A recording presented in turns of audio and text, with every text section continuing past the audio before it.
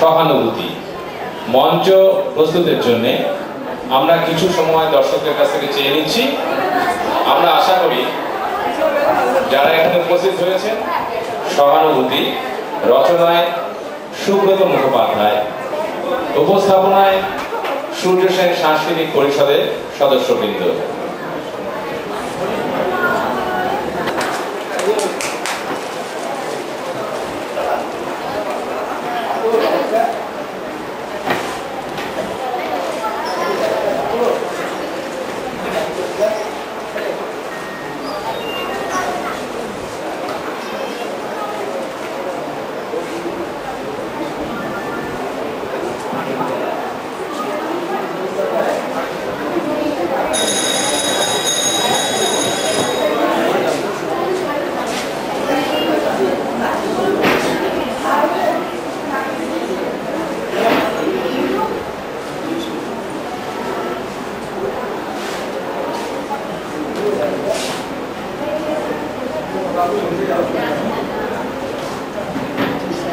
নমস্কার। বহু পরিশ্রম করার পর এবং দীর্ঘ সময় ধরে আমরা আজকের অনুষ্ঠানকে এগিয়ে নিয়ে যাওয়ার পরে আমরা শুরু করছি সূর্য সেন সাংস্কৃতিক পরিষদের আজকের অনুষ্ঠানে সর্বশেষ নিবেদন নাটক।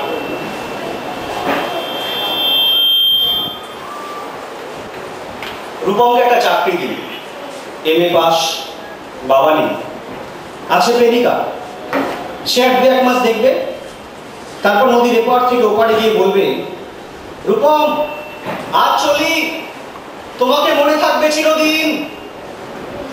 রূপমকে একটা চাকরি দিল, যে কোনো কাজ, পিয়নের কাজ হলে চলবে। তমালবাবু ফোন তুললেন। ফোনের অপর প্রান্তে যারা কথা বলেন তাদের যেহেতু দেখা যায় না, সুতরাং তারা দুঃখী। তমালবাবু মামাকে বললেন, রূপমের একটা চাকরির দরকার। মামা বললেন কাকাকে, কাকা বললেন জ্যাঠাকে, জ্যাঠা বললেন বাতাসকে। মানুষ জানলে একরকম, কিন্তু বাতাস জানলে প্রথমে ছুটে যাবে দক্ষিণে। সে বলল দক্ষিণের অরণ্যকে, অরণ্য বলল আগুনকে, আগুন গেল আলিমুদ্দিন স্ট্রিটে, আলিমুদ্দিন ছুটল নদীকে বলার জন্য, নদী এসে আছড়ে পড়ল উপকূলে, আর সমুদ্র হিমাচল বলে উঠল। রূপমকে একটা চাকরি দিয়ে MA পাস করে বসে আছে ছেলেটা। কয়েক মাস বাদের ঘটনা। আমি বাড়ি ফিরছিলাম সন্ধ্যেবেলায়। গলির মোড়ে 7-8 জনের জটলা দেখে থমকে দাঁড়ালাম। জল থেকে সদ্য তুলে আনা রূপমের ডেড বডি, সারা গায়ে ঘাস, খড়টিত, হাতের মুঠোয় ধরে থাকা একটা 1 টাকার কয়েন। পাবলিক বুথ থেকে কাউকে ফোন করতে চেয়েছিল রূপম। ভারত সরকারের 1 টাকার কয়েনের দিকে আমার চোখ। সারা গায়ে ঘাস, অক্ষর, ঘাস নয় অক্ষর। MA পাস করতে একটা ছেলেকে যত অক্ষর পড়তে হয়, সেই সমস্ত ব্যর্থ অক্ষর ওর গায়ে লেগে আসে। একটা ছেলেকে আপনারা কেন MA পড়ান? কোন আল্লাহ 8খানা বিশ্ববিদ্যালয় বানিয়েছেন? তুলে দিন। এই কথাগুলো বলবো বলে ফোন তুললাম। পবিত্র সরকারের ফোন বেজে উঠল। ফোন বেজে চলল, ফোন বেজেই চলল। 20 বছর ধরে ওই ফোন বেজে চলেছে, আরো 20 বছর বাঁচবে।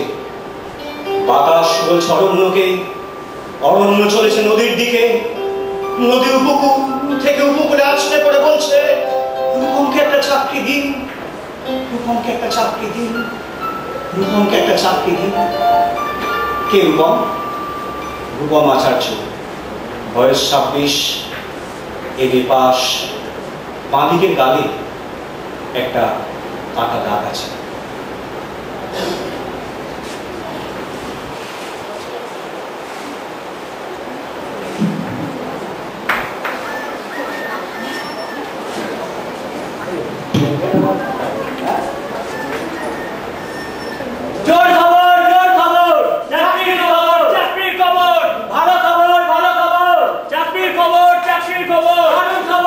প্রতিবন্ধীদের জন্য চাকরি, প্রতিবন্ধীরা অ্যাপ্লাই করুন, প্রতিবন্ধীদের জন্য সুবর্ণ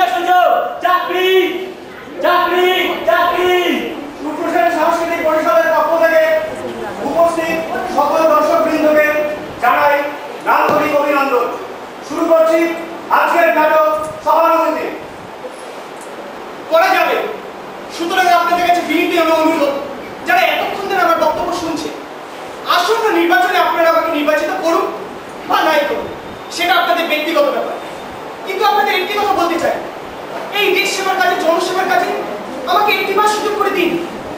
আজকের যুব সমাজ ভেঙে পড়েছে, আমি আপনাদের কথা দিচ্ছি এবং জোর দিয়ে বলছি, প্রত্যেক ঘরে ঘরে অন্তত একটি বেকার যুবকের চাকরির সংস্থান আমি করবই করব। অভিনয় কৃষ্ণেন্দু, রাজু, তাতাই, গণেশ, টনি, জিৎ এবং হীরক। প্রতিবন্ধীদের শুধু হাতছাড়া করবেন না, মাত্র 5 টাকা ফর্ম নিয়ে যান। প্রতিবন্ধীদের জন্য চাকরির সুযোগ, ফর্ম মাত্র 5 টাকা, চাকরির দাম চাকরির কম।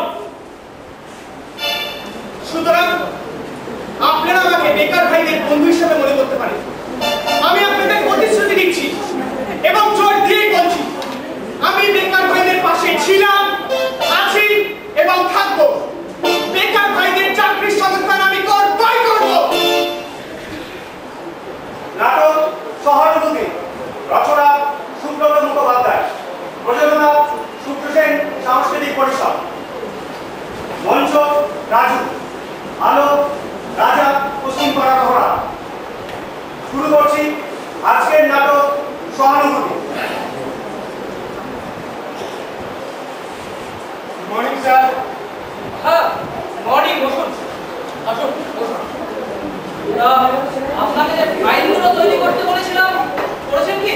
আগে হাসান, কাল রাজশাহীতে সমস্ত কমপ্লিট করছি। Thank you. দেখি এই নেন। আচ্ছা মিস্টার রায়,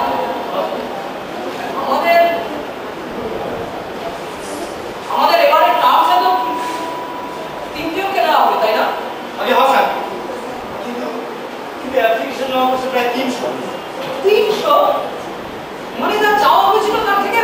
ঠিক ধরছেন স্যার, যা চাইছিলেন তার থেকে অনেক বেশি। আমরা তো বাধ্য হয়ে সেদিন অনেক ফিরে আসছি। মিস্টার রায়, আমি অবাক হয়ে যাচ্ছি। আমাদের এই পশ্চিমবঙ্গের মাত্র 3টে পদের জন্য একটা সাধারণ পত্রিকাতে বিজ্ঞাপন দেওয়াতেই এই অবস্থা। তাহলে গোটা ভারতবর্ষে হ্যান্ডিক্যাপদের অবস্থা চিন্তা করতে পারছি।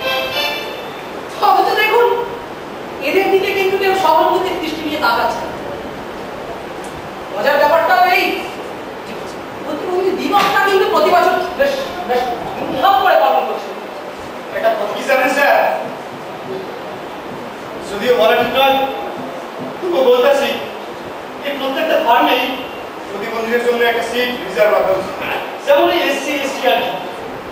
পরের কথা আর বলি কেন, আমরাই বা গত কয়েক বছরের কজন লোককে আমাদের এই পরিবারে সামিল করতে পেরেছি বলুন? সামান্য হলো আপনি যা করছেন স্যার, তা ভারতবর্ষের কাছে এক দৃষ্টান্ত।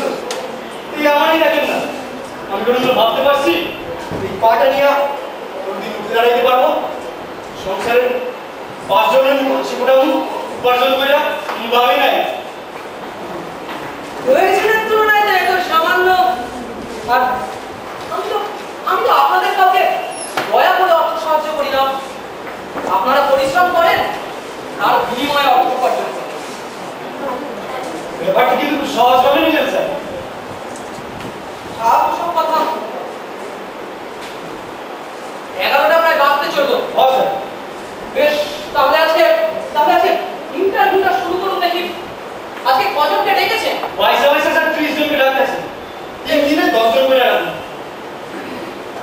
ঠিক আছে, ডাকুন স্যার বরং এই কাজটা।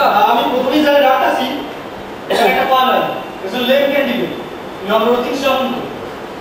ডাকুন। রকিব সামন্ত। Yes sir. ভেতরে আসুন, কি করে বাইরে যাবেন?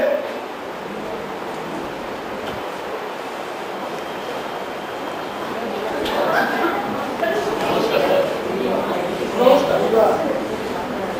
আপনি রতিন সামন্ত? আগে ইয়েস স্যার। এই চেয়ারটা বসুন। আর আপনার পেপারগুলো এনেছেন? এই নিন স্যার।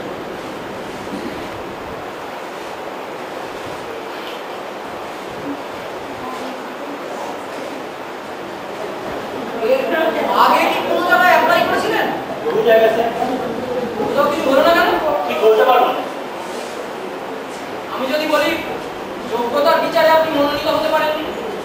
সে আপনি কেন, আমার বাবা দাদা বৌদি সকলেই একই কথা বলে। আচ্ছা,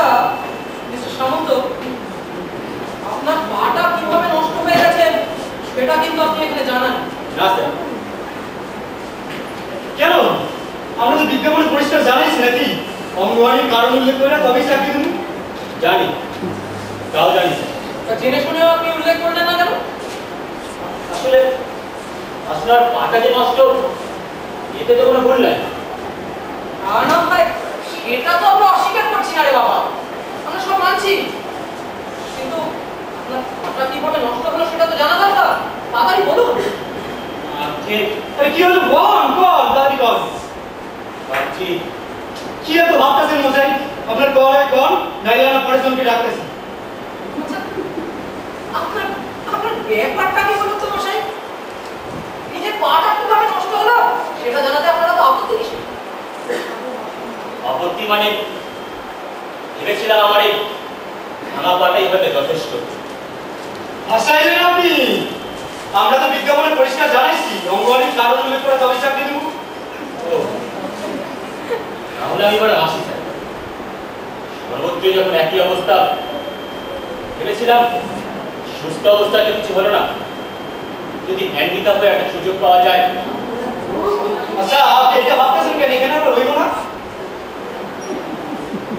ভাবছি না, আমি বেশ বুঝতে পারছি ওই সুপারিশ ছাড়া কোনো জায়গায় সম্ভব না। সুপারিশ? না না, এ আপনার ভুল ধারণা। আমাদের এই ফার্মে কারণ কোনো সুপারিশ অ্যাকসেপ্ট করা হয় না।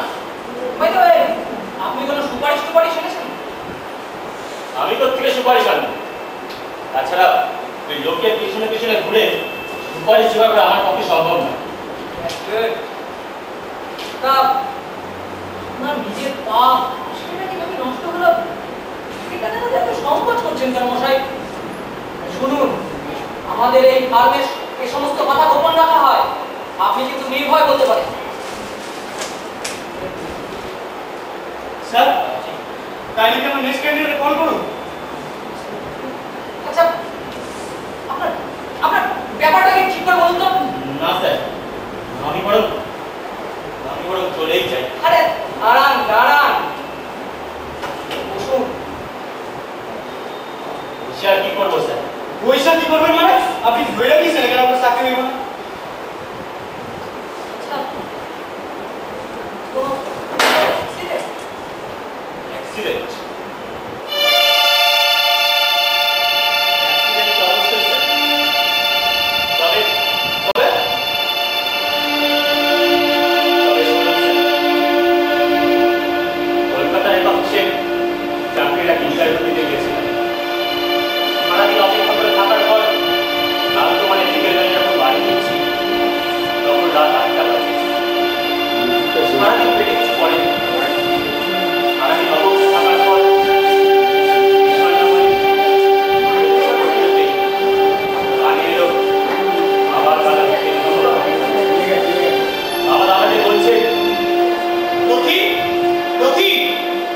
তো বাড়িতে নেই।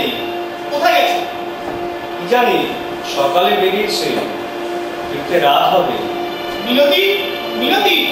বৌমা দাদু ভাইকে নিয়ে অজয়দের বাড়িতে গেছে। আচ্ছা বাবা, প্রতিদিন সারাদিন কি করে বলো তো? কি আর করবে, আর বাড়িতে থাকি বা কতক্ষণ? কি করবে মানে? দাদা হোটেলে খেয়ে খেয়ে সারাদিন আড্ডা মেরে বেড়াবে? আরে বাবা, তোমারও তো একটা দায়িত্ব আছে। আমজাদা ছেলে একটা কিছু করে খেতে পারে না। যত জ্বালা হয়েছে আমার। এই শুরু হলো। হ্যাঁ, শুরু হলো।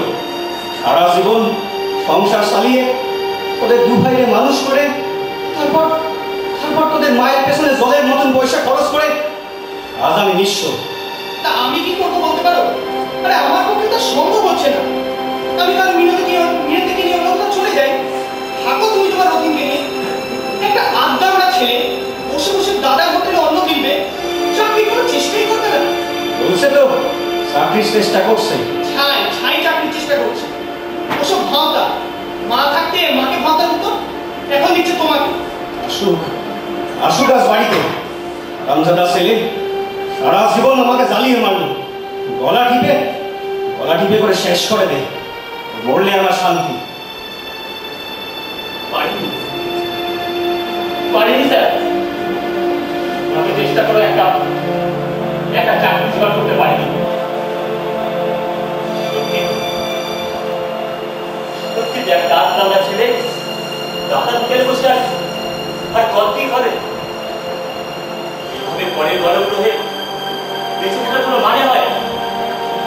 দেখুন, আমার মনে হচ্ছে কি আপনি বড় এক্সাইটেড হয়ে পড়ছেন। আচ্ছা আন্টি, আচ্ছা আচ্ছা আপনি বলুন স্যার, এই চাকরি না পাওয়াটা কি আমার অপরাধ? আপনি বলুন স্যার। তা হবে কেন? অথচ সাধারণ সত্যটা কেউ কেউ বুঝতে চায় না স্যার, কেউ না। কি হচ্ছে সুমন্ত বাবু? তারপর কি হলো? আপনার দাদা কি আপনার বন্ধুকে নিয়ে আলাদা হয়ে গেলেন? না, আলাদা হয়নি। তবে তবে তারপর কি হলো বলুন। তবে শুনুন স্যার, চেষ্টা করলে এতদিনে একটা চাকরি জোগাড় করে নিতে পারবো না? শোনো বাবা শোনো, এদের স্বভাবটাই হচ্ছে কেবল ধর্মের সারায় পরে গেল ধ্বংস করতে। রাগ করিস না, ওরা বাড়ি ছেড়ে চলে যাবি কেন? হারামজাদাকে গলা ধাক্কা দিয়ে বার করে দে, বার করে দে। আমার আর এইসব সহ্য হয় না। হ্যাঁ হ্যাঁ তাই দেবো, বলে দিও রোজগার পাতি না করলে শুধু হাতে দাদা হোটেলে খাওয়া চলবে না। একটা অমানুষকে জন্ম দিয়েছি আমি। বয়স হয়েছে, লেখাপড়া শিখেছে, রোজগার পাতি না করতে পারলে ওরে বড় গ্রহে বেঁচে থেকে লাভ কি? আমি হলে বহুদিন আগেই সুইসাইড করতাম।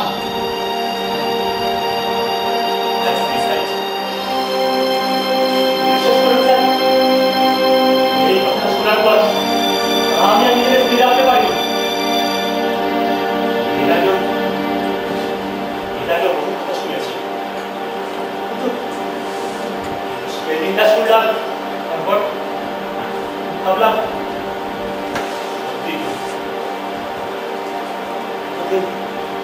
অর্থিনা দাদা পেলে ওষুধ খাবো।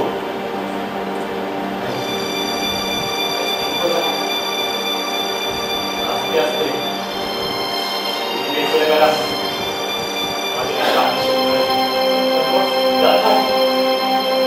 তারপর চোখ বন্ধ করে মা লাগে দাও দাও মারছেন।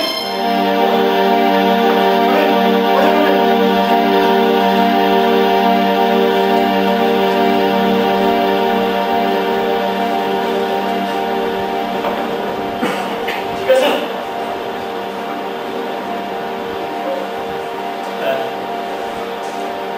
মারলাম না, এটা চেয়েছিলাম সেটা হলো না। আপনি কি চেয়েছিলেন? বললাম না স্যার,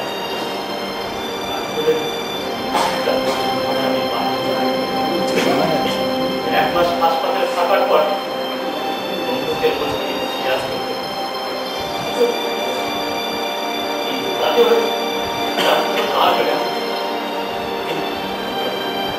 এই ভাঙা পাঠিয়ে নিয়ে আমার দাদা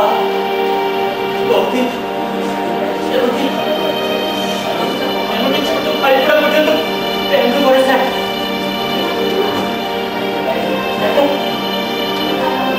যে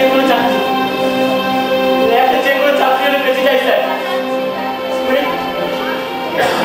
অনেক আশা নিয়ে আপনার কাছে ফিরে আসতে, অনেক আশা নিয়ে এসেছিলাম। বুঝতে পারছি আপনার, আমি সব বুঝতে পারছি।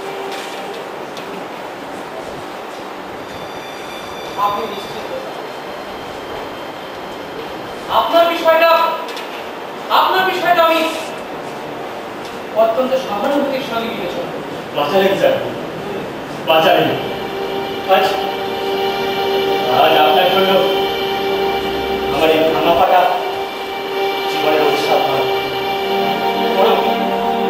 বড় আশীর্বাদে দাঁড়াবে। আশীর্বাদ আমি বড় হাসি স্যার।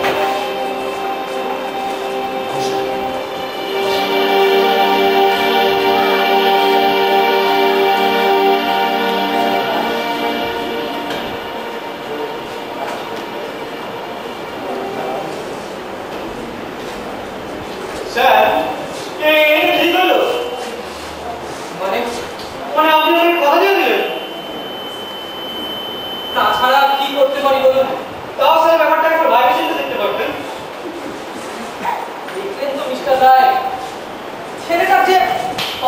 খেতেও কেউ নেই। মানতে স্যার, সবই মানতে। প্রথম ক্যান্ডিডেটের এবারে কথা জানা এইটা ঠিক করলেন না। আপনি ভেবে দেখুন, মানে এখন যদি আমরা পাশে না দাঁড়াই তাহলে আগামী দিনে যদি আরো বড় একটা অঘটন ঘটে যায়। বুঝতে পারছি স্যার, তবে প্রথম ক্যান্ডিডেটের এবারে কথা জানা এইটা ঠিক করেন না। ঠিক আছে, দেখা যাক। আপনি বলুন, নেক্সট ক্যান্ডিডেটকে কল করুন। বল স্যার। এবার স্যার ডাকতেছি। তার নাম মদন ঘোষ, একটা হাফ গাই। রাখি স্যার। মদন ঘোষ, আসছি স্যার। ভেতরে আসুন, জুতাটা খুলে আসবেন।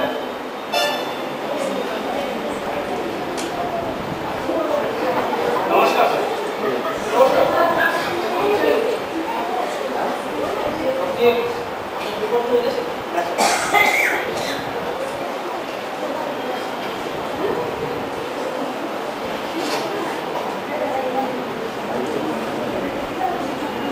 আপনি জানিয়েছেন বোমার আঘাতে আপনার একটা হাত নষ্ট হয়েছে।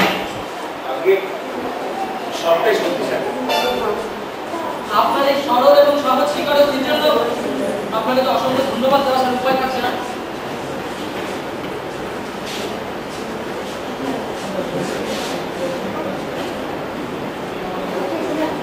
আচ্ছা আচ্ছা মদন বাবু, আপনি তো একজন বিকম পাস। বিকম পাস করে আপনি চুপচাপ বসেছিলেন, কাজ বাজ করেননি? আজ তো একটা করতে হবে, সেটা এখানে বলা কি ঠিক হবে? আচ্ছা, কি কারণে বোমার আঘাতে আপনার হাতটা নষ্ট হয়েছে সেটা কিন্তু স্পষ্ট করে দেখি স্যার। মানে এখানে বলা কি সেটা ঠিক হবে? আরে বসে কি অ্যাক্সিডেন্ট হয়েছে সেটা তো বলবেন। কত মুশকিলে ফেলেন স্যার। এইখানে মুশকিলের কি আছে?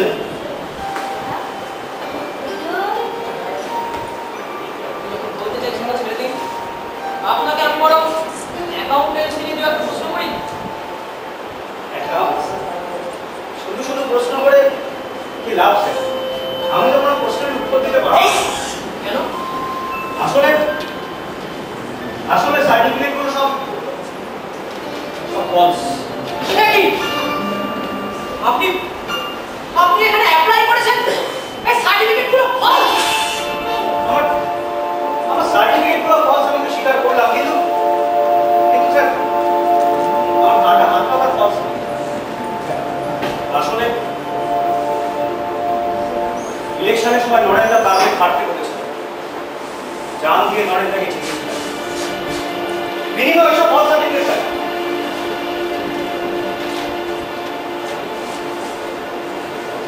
ফলস সার্টিফিকেট কোন কি? হ্যাঁ স্যার, আমাদের দুর্বলতার সুযোগ নিয়ে ওই শালা হারামিরা আপনি এখানে গালাগালি করতেছেন? আপনি মানুষের সার্টিফিকেট বলছেন সব বিশ্বাস করুন। দেখুন, আপনার নিজের পেপারটা দেখে আমি আমি প্রচন্ড উৎসাহিত ছিলাম, কিন্তু যখন জানতে পারলাম পেপারগুলো ফলস,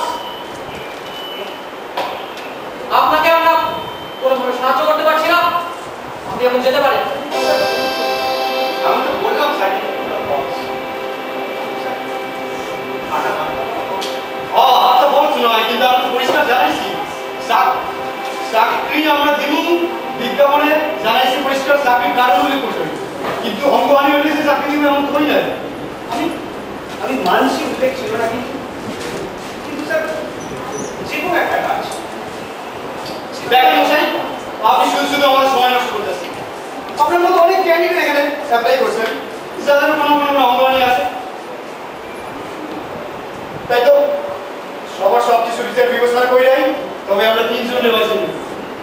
কিন্তু ওই 3 জনের মধ্যে যে আমাকে নিতে হবে স্যার। মানে কারণ সবটা শোনার পর প্লিজ স্যার, আমাকে আমাকে একটু বলার সুযোগ দিন প্লিজ। স্যার এই পুলিশ খবর দেবো। আপনার যদি কিছু বলার থাকে। ধন্যবাদ স্যার। স্যার চলবে।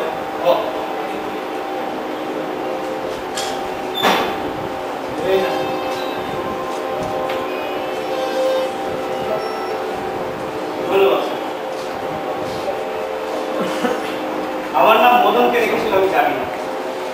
আর আর পদবীটা দোষ কিনা তারও কোনো গ্যারান্টি নেই। আসলে আসলে আমি একটা জানো যাকে কেউ বলে লাওয়ারিস আর কেউ বলে মাস্টার। কলকাতার বিখ্যাত শিল্পপতির ঘরে কাজ করতে করতে তখন যেন বড় হয়ে উঠছে। সারাদিন পরিশ্রম করার পর সবাই যখন ঘুমোতে চায়, আমি তখন আমার ঘুমে অবসরে চতুর্থে শাসন করে বই নিয়ে বসতাম। সাহেব এমনিতে খারাপ ছিলেন না, ভালো ছিলেন, কিন্তু সেদিন কেন জানি না একটু বেশি মাত্রায় মদ খেয়ে উনি দোতলা থেকে নিচে নেমে এসে আমাকে মদ আনার অর্ডার দিল। আমি বললাম, সাহেব অনেক রাত হয়েছে, তার মধ্যে আমাদের সবে বইটা নিয়ে বসেছিলাম। উনি আমার কথাগুলো শুনে তার মুখ লিখে আমাকে সজোর একটা লাথি মেরে বলল, মাস্টার জন্মের দিকে তার আমার পড়াশুনো। শোনার পর আমার মাথায় কেমন আগুন জ্বলে উঠল। আমি সাহেবের হাতে খালি বোতলটা নিয়ে মারলাম সাহেবের মাথার উপর পড়ে। আবার সাহেব আমাকে মাস্টার বলে এগিয়ে আসলো। আমি ঘরের কোণে একটা সেখানে মারলাম সাহেবের মাথায়।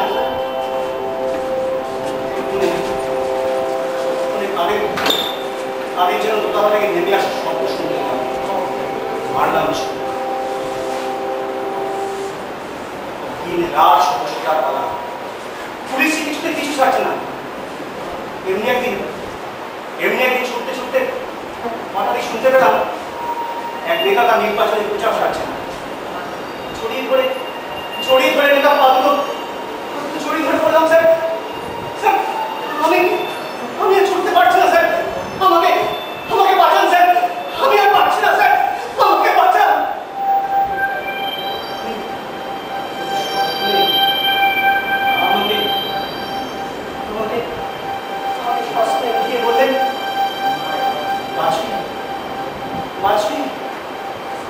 নিশ্চয়ই বাঁচবি, তোরাই তো দেশের ভবিষ্যৎ। আমি তো তোদেরই বলছিলাম।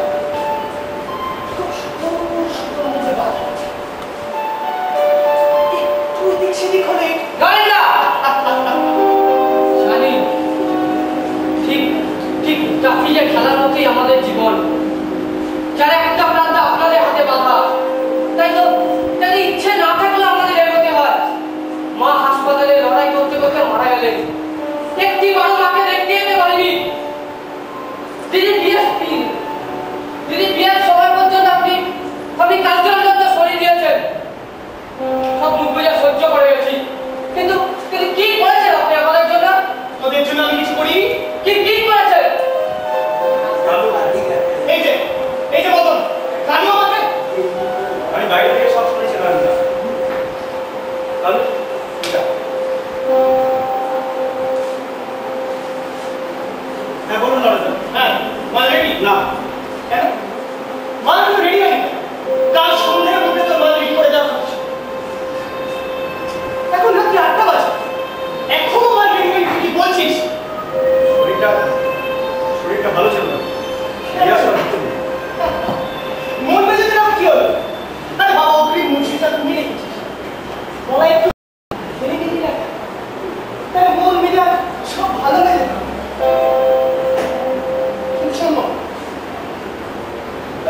কিন্তু আজ রাতে কথা দিতে পারছি না।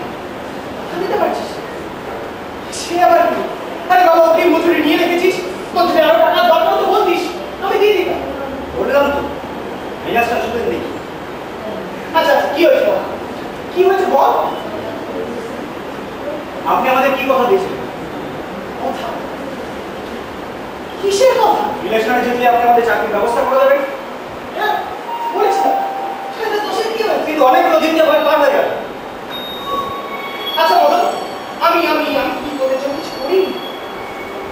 কি করেছেন? আরে তোরা সব এমনি পাস। আমি তোদের পরীক্ষা বসিয়ে দিয়েছি, একটা দিয়েছি। তাহলে আজকে তোদের কাছে সার্টিফিকেট করেছিল গ্রাজুয়েট, আজকে তোদের কিসের চিন্তা? সব ফলস সার্টিফিকেট কি হবে না? False certificate? আরে বাবা, আজকের যুগে গ্রাজুয়েট ছাড়া চাকরি পাওয়া যায়? সব বাতালা ছাড়ুন তো। বললি বাতিলা? হ্যাঁ বাতালা। কি ব্যাপার বলতো মতন? ঠিক মান রেখে কথা বলতে অত কিছু বুঝি না। সার্টিফিকেট কিছু বুঝি না। চাকরি একটা দরকার, সেটা পেতে গেলে কতদিন অপেক্ষা করতে হবে সেটাই বলি। শোন, যদি বাতালা করিস চাকরির ব্যাপারটা কি না কোথাও বলা যায়, কিন্তু ইলেকশনের আগে কিন্তু আপনি এরকমই বলেছিলেন। হ্যাঁ তো তাহলে কি হয়েছে? আরে বাবা, আরে আজকে তো তোদের কিছু কোয়ালিফিকেশন হয়েছে, ওর একটা সুযোগ ঠিক হয়ে যাবে। হয়ে যাবে। হ্যাঁ, হয়ে যাবে। হ্যাঁ। হয়ে যাবে করে এখন 2 বছর পার হবে। আচ্ছা মতন তুই বলতো, আজকের দিনে হঠাৎ এই প্রশ্নগুলো উঠছে কেন? কারণ আজকে আপনাদের নতুন করে চিনতে পারছি বলে তাই। মানে ইলেকশন হয়ে যাওয়ার পর তখন আপনারা এমন একটা ভাব করেন যে 2 মিনিট দাঁড়িয়ে আমাদের সাথে কথা বলার সুযোগ আপনাদের হয়। তুই ভুল করছিস। আমি তোর কথা শোনার জন্য তোদের মতো ছেলেদের কথা শোনার জন্য সময় রয়েছে। তুই এসব কথাগুলো মানে বেকার কাজের সময়টা নষ্ট করছিস। আচ্ছা এনে ধর, আরে ধর এটা ধর, কাজে লেগে যা। না, আগে কথা তারপরে কাজ। কথা? আচ্ছা কিসের কথা বলতো? আর কতদিন আমাদের অপেক্ষা করতে হবে? আরে বাবা, বেশি দিন না। আর কতদিন আমাদের অপেক্ষা করতে হবে সেটা আজকে এখনই সঠিক করে বলতে হবে। আচ্ছা তোরা এরকম করছিস কেন? চাকরি মানে রোজগার, তোরা তো বেকার বসে তোরা তো রোজগার করছিস।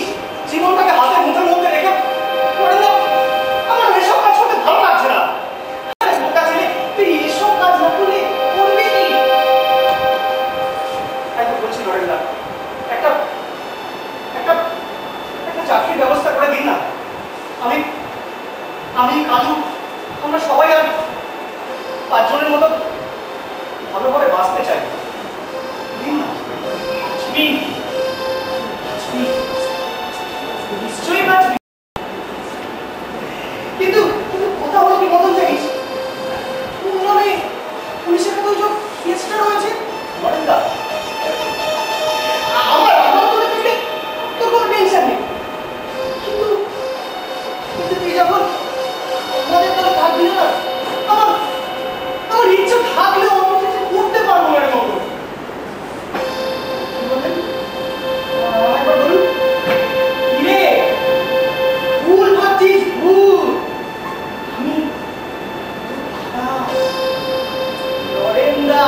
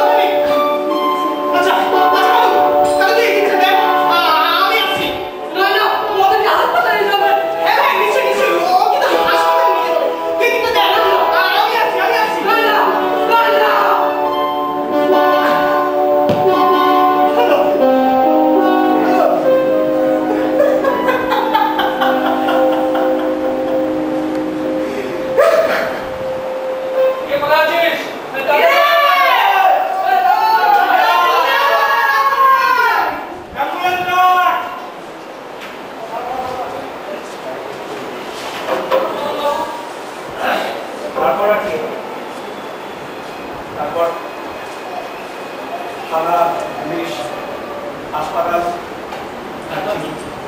ওরা আমার নরেন্দ্র না, নরেন্দ্র আমার সাথে কোনোদিন দেখা করতে আসেনি। নরেন্দ্র আমাকে পুলিশের হাত থেকে ছাড়িয়ে আনে না, না, না। সব নেতাই যা করে নরেন্দ্র তাই করছে। নরেন্দ্র পুলিশ থেকে সাংবাদিক থেকে বলেছিল যে আমি নরেন্দ্র আশ্রিত ছিলাম তিনি কিছু, কিন্তু আমি যে বোম বাঁধলাম সেটা নরেন্দ্র জানে। আর সেদিন আমি বোম ব্লাস্টটা বোম বাঁধাটা ছিল নরেন্দ্রকে মার বাড়ি একটা চক্রান্ত।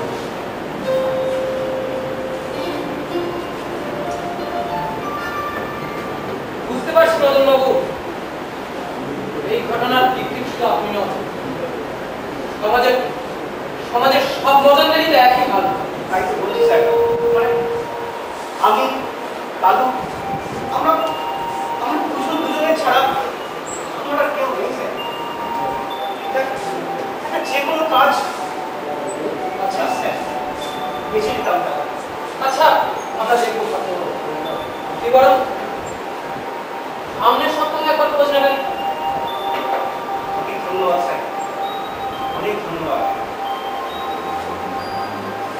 ব্যাপারটা আপনার ব্যাপারটা আমরা সহানুভূতির সঙ্গে বিচার করব। এই কথা আপনাকে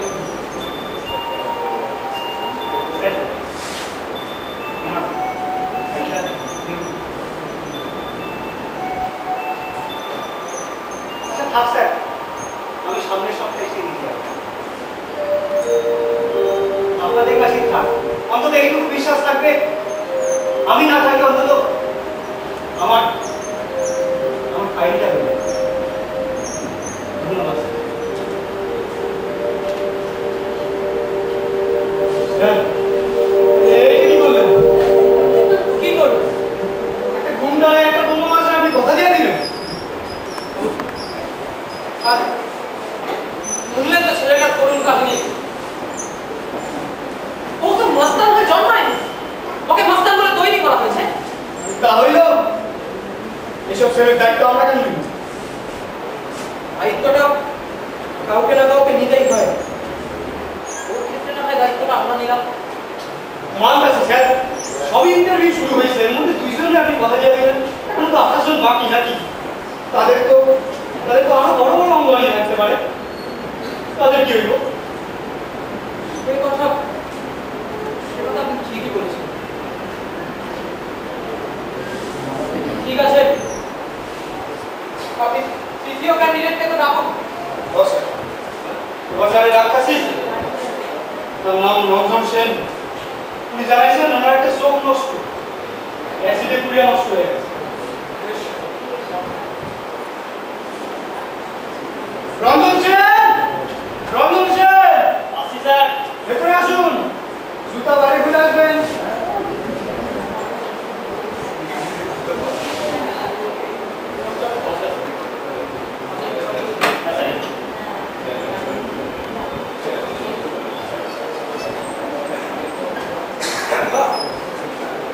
আপনার তো দেখছি ভাষায় অনেক গুণ আছে, এডুকেশনাল কোয়ালিফিকেশনটাও কম না। আরে মিস্টার রায় দাঁড়িয়ে দেখছেন কি? দেখুন দেখুন, সবই আপনাদের আশীর্বাদ স্যার। না এটা তো আপনার বিনাশমূলক কথাবার্তা। আপনার চেষ্টা, আপনার একাগ্রতা, আপনার পরিশ্রমই আজকে আপনাকে এই জায়গায় এনেছে। এতে তো আর কারণ নেই। এখন থাকলে আমাদের এই পারবে। আগে স্যার কোথাও তো কিছু হলো না, আর তাছাড়া আপনি ছোট বলছেন কাজ, সে যে কাজই হোক কাজ। ছোট না তো কি, আজ পর্যন্ত মাত্র 200 জনকে নিয়ে যে আমাদের এই ছোট্ট পরিবার। তাতে কি হয়েছে স্যার? আপনার আদর্শ, আপনার সহানুভূতি এই সব কিছুকে ঢেকে দিয়েছে। আমাদের এই ফার্ম সম্পর্কে আপনি কতটুকু জানেন? কতটুকু জানতে পেরেছি ততটুকু আমার পক্ষে যথেষ্ট। স্যার, একটু শুনেন। কি দেখছেন স্যার? আমার চোখ। আপনি তো জানাইছেন আমার একটা চোখ নষ্ট, এই তো অ্যাসিডে পুড়িয়ে নষ্ট হয়েছে। কোন চোখটা নষ্ট যদি ঠিক জানান ভালো হয়। আপনার তো দুটো চোখই স্বাভাবিক বলে মনে হচ্ছে। একদম ঠিক ধরেছেন স্যার।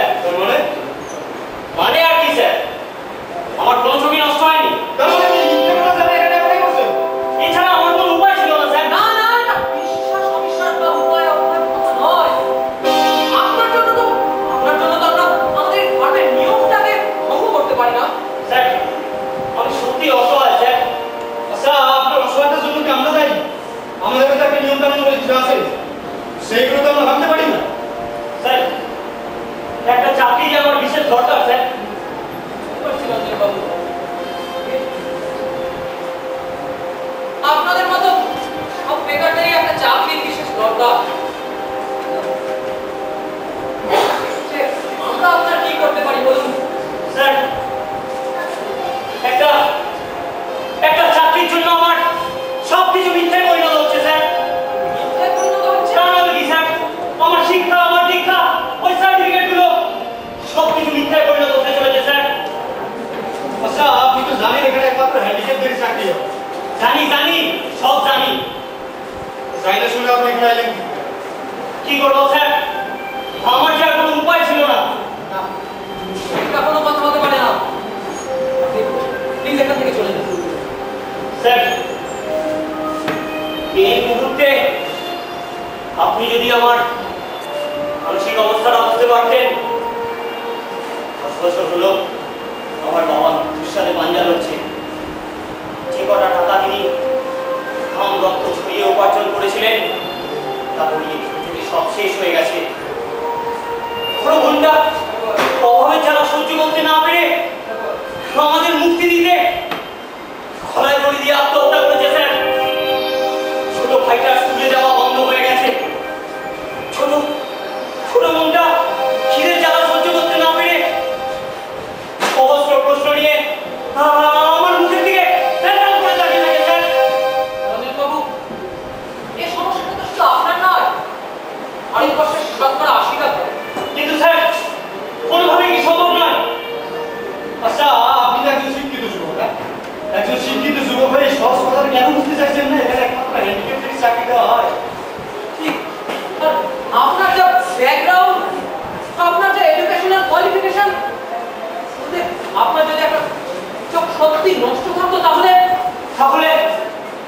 আপনি বলছেন স্যার, আমার যা কোয়ালিফিকেশন ছিল আর সত্যি যদি আমার একটা চোখ নষ্ট থাকতো তাহলে এখানে আমার একটা চাকরি হতো স্যার। আচ্ছা, সেরকম নয়। সেক্ষেত্রে আমরা আপনাকে একটা দিতাম, মানে আপনার কেসটা আমরা একটু সহানুভূতির সঙ্গে ব্যাস স্যার, ব্যাস। আপনার মুখের ওই কথাটাই আমার কাছে যথেষ্ট।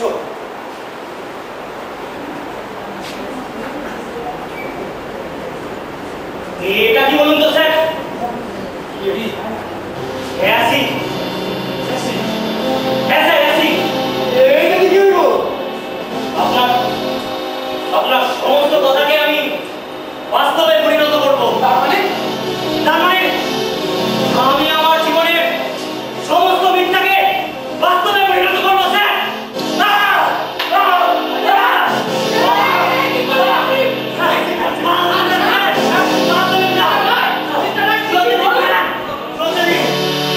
স্যার,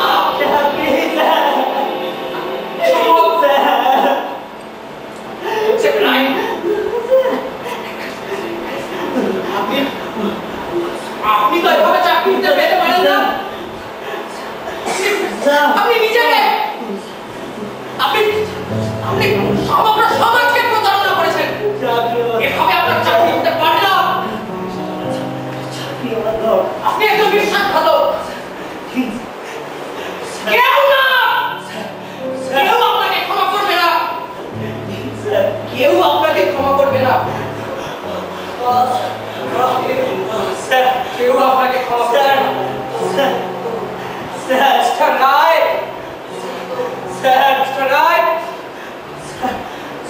আজকের মতো স্যার ইন্টারভিউটা এখানে বন্ধ করুন। স্যার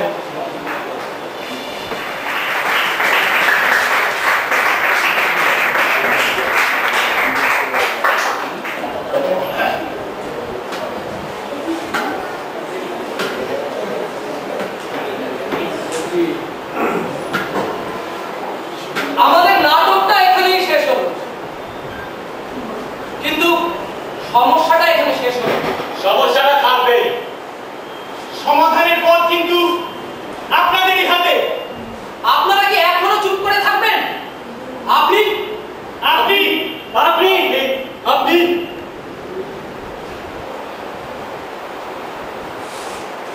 বসতি আমার উঠবে করে, আকাশ আলোয় উঠবে ভরে, জীর্ণ মতবাদ সব ইতিহাস হবে, পৃথিবী আবার শান্ত হবে, একদিন ঝড় থেমে যাবে, পৃথিবী আবার শান্ত হবে, পৃথিবী আবার শান্ত হবে।